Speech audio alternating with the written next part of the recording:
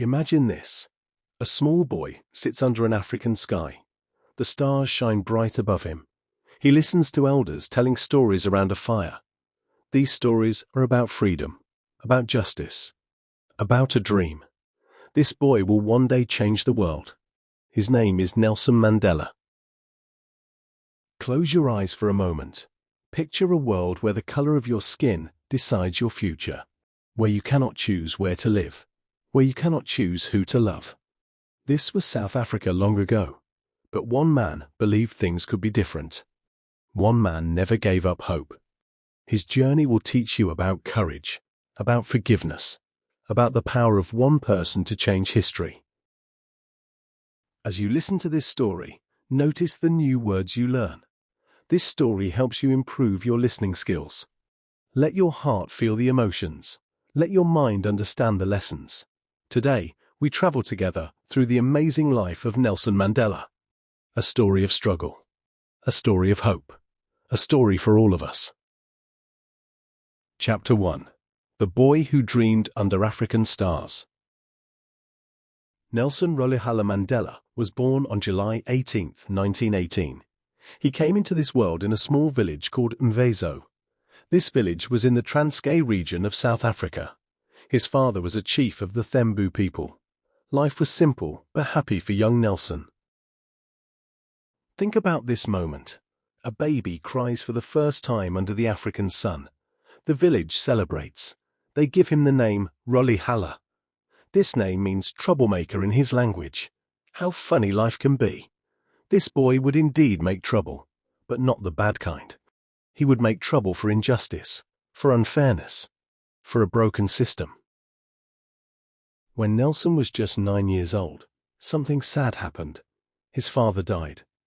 This changed everything for the young boy. After his father's death, Nelson went to live with the acting king of the Thembu people.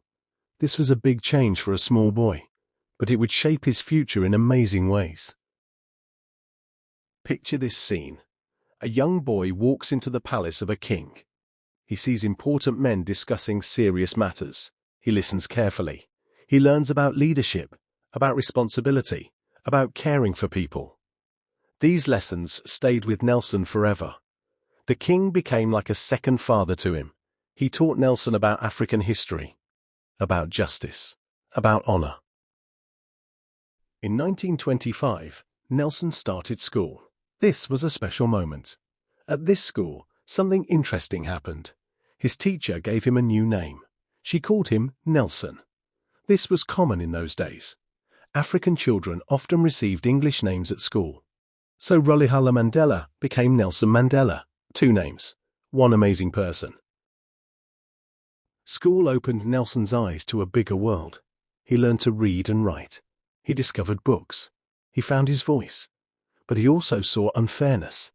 Even as a child, he noticed how black people were treated differently. This made him think deeply. It planted seeds of change in his heart. Imagine being young Nelson, sitting in a classroom, looking out the window, dreaming of a better South Africa, dreaming of a country where everyone is equal, where skin color doesn't matter. These dreams would grow stronger with time. They would become his mission, his life's work. As you listen to these early years, notice how childhood experiences shape us. Notice how small moments can change history. Nelson's story shows us that great leaders often start as ordinary children with extraordinary dreams. Chapter 2. The Fire That Forged a Fighter. The year is 1940. Nelson is now a young man. He goes to university at Fort Hare. This is exciting. He's one of very few black students there. But something happens that changes his path. Nelson joins student protests. He stands up for what is right. The university expels him. This is his first taste of struggle, his first lesson in fighting for justice. Think about this. A young man stands before university officials. They tell him he must leave. Why? Because he spoke up. Because he demanded fairness. This moment teaches Nelson something important. Change does not come easily. It requires courage. It requires sacrifice. After leaving university, Nelson moves to Johannesburg. This big city shocks him. He sees terrible poverty. He sees how black people live in poor areas, how they work hard jobs but get little pay, how they cannot vote, cannot own land, cannot live where they want. This is apartheid, a system of racial separation, a system of pain. Picture this moment. Nelson stands on a street corner in Johannesburg. He watches black workers walking home after long hours. Their faces show tiredness. Their eyes show sadness, but also hope. Nelson feels anger in his heart, but also determination. He knows he must do something. He must fight this unfair system. Nelson becomes a lawyer. This is important. As a lawyer, he can help people. He can fight injustice in courts. He meets other young fighters. Together, they form a group. They call it the African National Congress Youth League. Their mission is clear: end apartheid, create equality, bring freedom to all South Africans. The government grows afraid. They make laws to control black people more tightly. They force black people to carry passes. These passes control where they can go, when they can move. Nelson and his friends organize protests, peaceful protests, but the police respond with violence. Many people get hurt. Many go to jail. Imagine this scene. Nelson stands before a crowd of protesters. His voice is strong. His words are clear. "We want freedom," he calls out. "We want equality." The crowd cheers. But police come with dogs and guns. Tear gas fills the air. Nelson helps people escape. He knows this fight will be long. It will be dangerous. But he cannot stop. As you listen to these struggles, notice the words of courage. Notice how Nelson learns from each failure. This story helps you understand history. It helps you improve your English. But more importantly, it shows you how one person can stand up against a whole system. The government watches Nelson closely. They see him as a threat. In 1962, something terrible happens. Nelson Mandela is arrested. The police take him away. His family cries. His friends worry. But Nelson remains calm. He knows his fight continues, even behind bars. Chapter 3.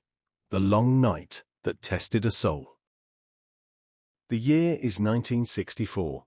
Nelson stands in a courtroom. The judge speaks harsh words. "You are guilty," he says. "You will go to prison for life." Nelson does not show fear. He stands tall. He knows he did nothing wrong. He only fought for freedom, for equality, for human rights. Picture this journey. Nelson is taken to a boat. The boat sails to an island. This island is called Robben Island. It is a prison. A terrible place. Nelson will spend 18 years here. 18 long years. Years that would break most people. But not Nelson Mandela. Life on Robben Island is very hard. Prisoners live in small cells. Nelson's cell is just 8 feet by 7 feet. The floor is his bed. There is no comfort, no privacy, no hope. But Nelson finds hope. He finds purpose even here. The prisoners call Robben Island the university. Why?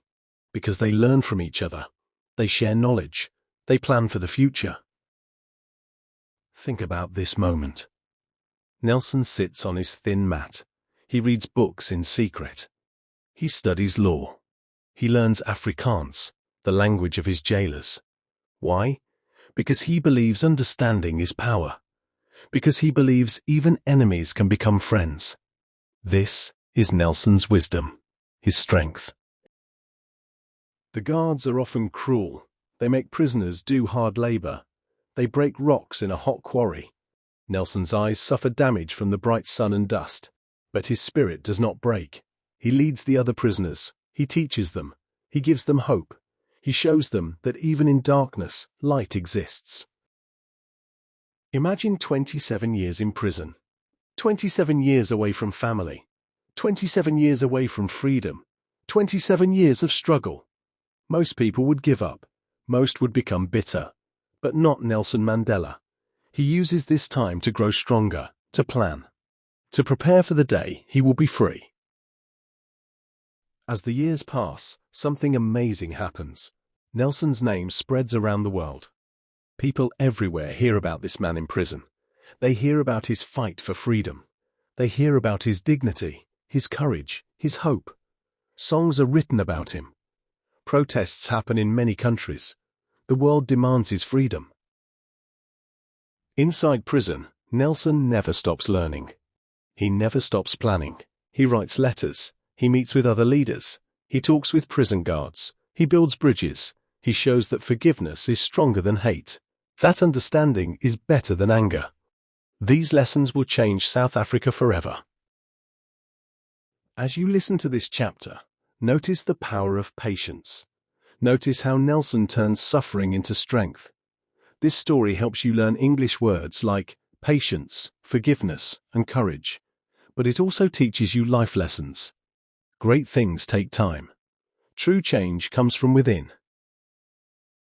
The world does not forget Nelson Mandela. Pressure grows on the South African government. Other countries refuse to do business with South Africa. They demand freedom for Nelson and other prisoners. The government feels this pressure. Slowly, things begin to change. Chapter 4. The Dawn That Changed a Nation. The date is February 11th, 1990. After 27 years in prison, Nelson Mandela walks free. Imagine this moment. The prison gates open. Nelson steps into sunlight. He raises his fist in victory.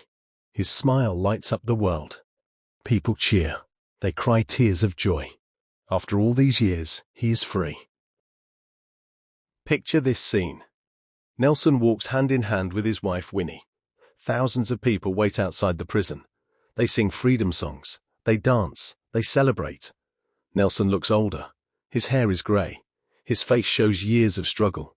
But his eyes shine with hope, with determination, with love for his people. The journey to freedom is not easy. South Africa is still divided. Violence continues between black and white communities. But Nelson works for peace. He travels across the country. He meets with leaders. He talks to ordinary people. He tells them, "We must forgive. We must build a new South Africa together." Think about this moment. Nelson meets with F.W. de Klerk, the white president of South Africa. They talk about ending apartheid, about creating democracy, about free elections. This is difficult work. There is anger on both sides. But Nelson and de Klerk keep talking. They keep working. For this work, they receive the Nobel Peace Prize in 1993. The year 1994 arrives. South Africa holds its first free elections. For the first time in history, black people can vote. People stand in long lines. Some wait all day. Some wait all night. They are happy. They are hopeful. They know this is a new beginning. On May 10th, 1994, something historic happens. Nelson Mandela becomes South Africa's first black president. At 77 years old, he takes this huge responsibility. He stands before the nation. His message is clear. Never, never, and never again shall it be that this beautiful land will again experience the oppression of one by another. These words touch hearts around the world. As president, Nelson faces big challenges. The country is poor. Many people have no jobs, no homes, no education. Nelson works hard. He builds houses. He creates jobs. He improves schools. He makes healthcare better. But his greatest work is healing hearts. He builds bridges between black and white South Africans. Picture this moment. Nelson invites the wives of his former jailers to his presidential inauguration. He shows them kindness. He shows them respect. This is Nelson's way.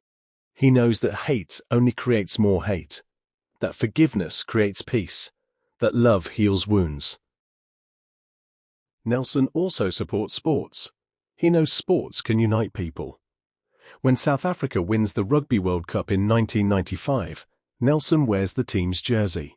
The team is mostly white, but Nelson supports them. He shows that all South Africans can be proud together.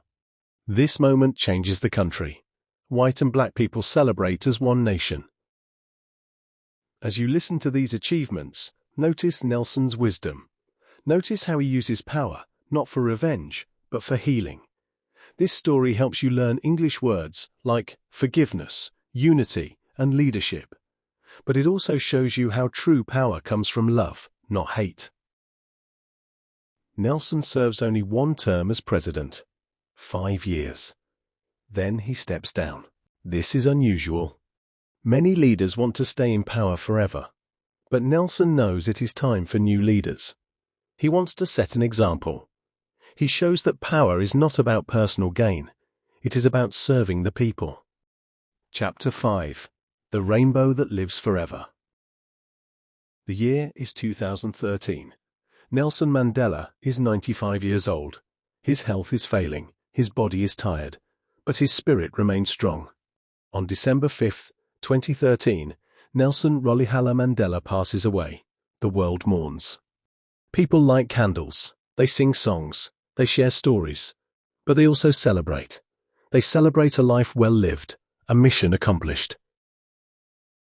Picture this scene. People gather in South Africa's cities.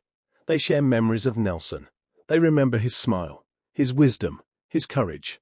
They remember how he changed their country, how he showed them the power of forgiveness. The world leaders come to his funeral. They speak of his greatness. But ordinary people speak of his kindness, his humanity. What is Nelson Mandela's legacy? It is a rainbow nation. South Africa is not perfect. Problems remain. But apartheid is gone. Black and white children go to the same schools.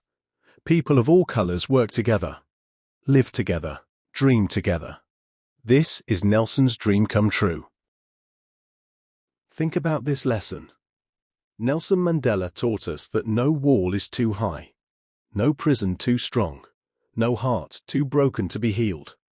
He showed us that courage is not the absence of fear. It is doing what is right despite fear. He proved that one person can change the world, not with guns, not with hate, but with love, with patience, with forgiveness. Nelson's life teaches us about hope, about never giving up. Even when he was in prison for 27 years, he never lost hope. He believed that freedom would come. He believed that South Africa could be better. His hope was not blind, it was active. He worked for it every day, even in small ways, even when no one saw. His story also teaches us about education. Nelson believed knowledge is power. He studied in prison. He learned his enemy's language. He read books about history, about law, about leadership. This knowledge helped him build a new country. It helped him understand people. It helped him find solutions. As you listen to this ending, notice the words of wisdom. Notice how Nelson's life shows us the path to true greatness. This story has helped you improve your English listening skills. But more importantly, it has shown you how to live with courage, with compassion, with purpose. Imagine Nelson Mandela looking at you today. What would he say? He would say, "Do not judge me by my successes. Judge me by how many times I fell down and got back up again." He would say, "Education is the most powerful weapon which you can use to change the world." He would say, "It always seems impossible until it's done." These words are not just for South Africa. They are for you, for your life, for your dreams. Whatever challenges you face, remember Nelson Mandela. Remember his 27 years in prison. Remember his courage, his forgiveness, his hope. If he could overcome such darkness, what can you overcome? Today, as we end this story, I want to ask you something important. Who should we learn about next? Who inspires you? Tell me in the comments below. Maybe Mahatma Gandhi. Maybe Martin Luther King Jr. Maybe Malala Yousafzai. Your suggestions matter. Your voice matters. Together, we can learn more stories of courage, of hope, of change. If this story touched your heart, please like this video. Share it with your friends. Subscribe to our channel. Every like, every share, every subscription helps us bring more inspiring stories to you. More stories that teach English. More stories that heal hearts. More stories that change lives. Remember Nelson Mandela's words. What counts in life is not the mere fact that we have lived. It is the difference we have made to the lives of others that will determine the meaning of the life we lead. Go make your difference today. Go be the light in someone's darkness. Go be the hope in someone's despair. Go be the Nelson Mandela of your own story. Thank you for listening. Thank you for learning. Thank you for caring. Until next time, keep dreaming. Keep hoping. Keep fighting for what is right. I will see you in the next story. Goodbye for now, my friends.